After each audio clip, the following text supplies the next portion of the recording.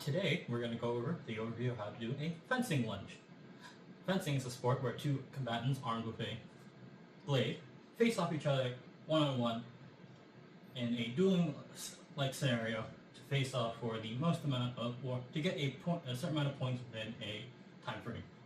Points are measured in different touches one would get, and between a mixture of different handwork, blade work, and footwork, one tries to best each other in the sport.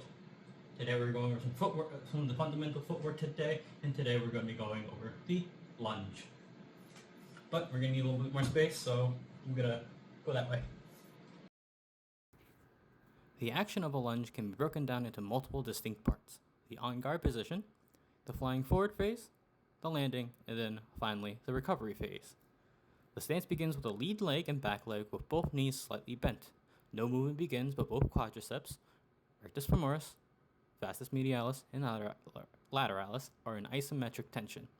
To begin the action of a lunge, the gluteus maximus and rectus femoris of the hind leg begins extension in order to create a driving force to propel the fencer forward.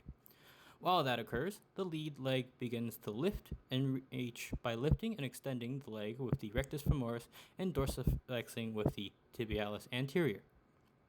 This action is to reach forward to cover a distance and to move the center mass forward. Then the landing is initiated by the lead quadriceps, flexing in order to decelerate and stabilize the fencer. The gastrocnemius and the soleus begin plantar flexion to stabilize the foot for landing and to absorb the landing impact.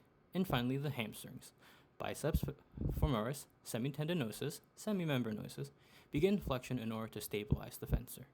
Finally, in order for the fencer to recover, the lead leg begins to retract and lift the leg with the rectus femoris while kicking off with the lead quadriceps through extension. Finally, the rear hamstrings and calves retract to return the lead leg to center the fencer.